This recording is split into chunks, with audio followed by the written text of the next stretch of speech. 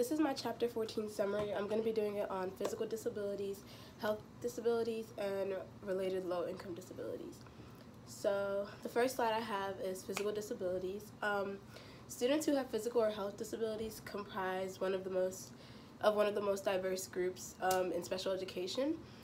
These physical disabilities can range from minor things to motor limitations to severe physical conditions. So it all depends on the case and the specific person. Physical disabilities can also range from hidden disabilities, such as like a tumor or like things people can't see firsthand, to severe health problems forcing a person to stay home. Physical disabilities, according to the Education Improvement Act of 2004, students with physical impairments may qualify for services under 3 possible categories.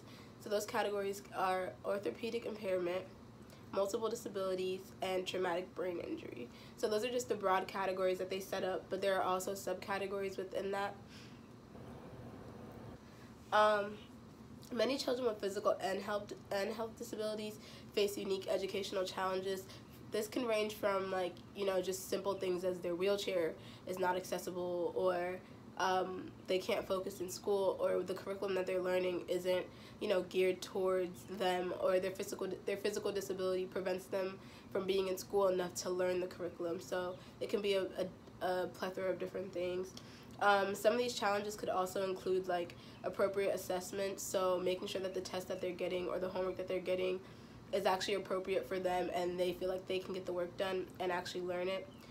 Correct educational placement, so making sure that these kids are placed in the right special ed classes, the right speech classes if they need speech classes, all those things to help their social skills go up if they are lacking in that area.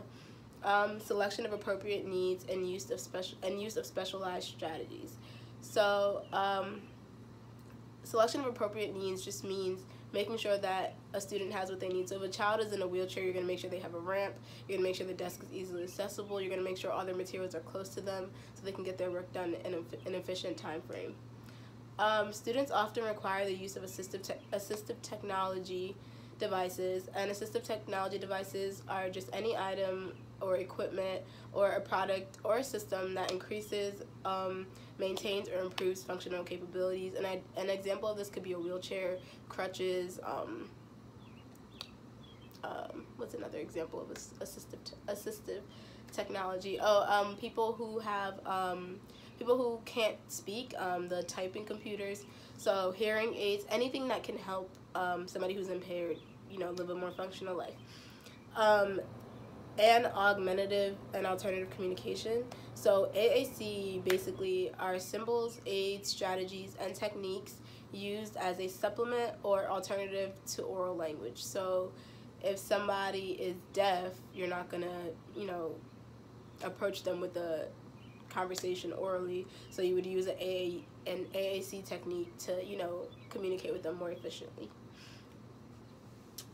Low incidence disabilities. So the term low incidence disabilities basically just refers to disabilities that aren't as common and they occur less frequently. This only accounts for about 2.5% of students receiving special education. This can include a traumatic brain injury, deaf blindness, anything out of the norm that you usually don't see every day. Causes of physical, health, and low-income related disabilities. So each disability, the cause of it is contingent upon, the specific disability. All of them don't have the same causes, but there are some general causes for, some things that, there are some general things that, that can be found in all of the disabilities. So certain conditions, like I said, have multiple causes, so it's not just one thing, it could be a mixture of different things.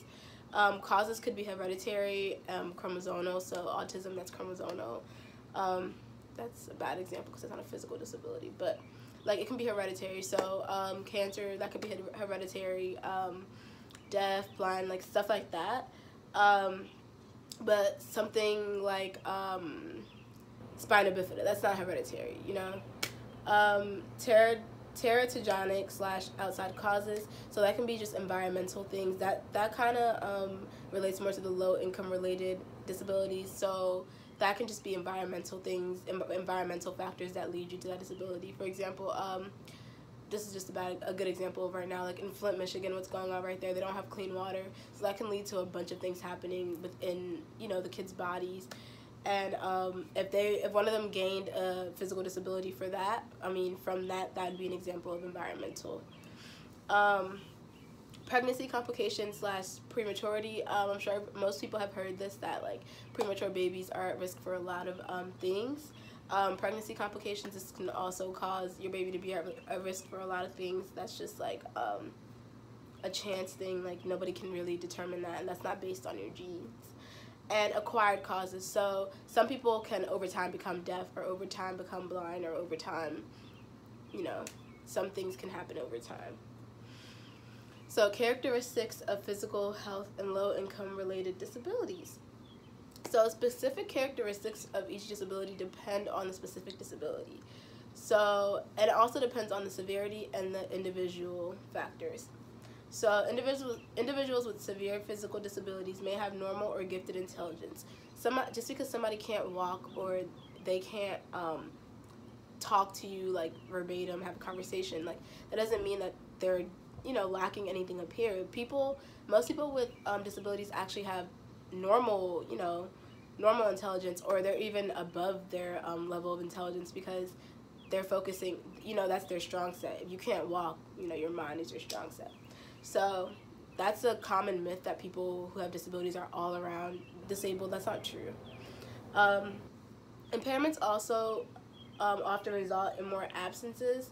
So a person with disabilities, one of the characteristics would probably be that they don't show up to class a lot, or to school a lot, because, you know, they have health issues going on they have to take care of. Fatigue and decreased stamina. So a person might not be comfortable all the time, they might not feel good all the time, and decreased stamina just means that they can't last as long as somebody without a disability could doing something. So they can't stand up for as long, they can't do the same things the same way.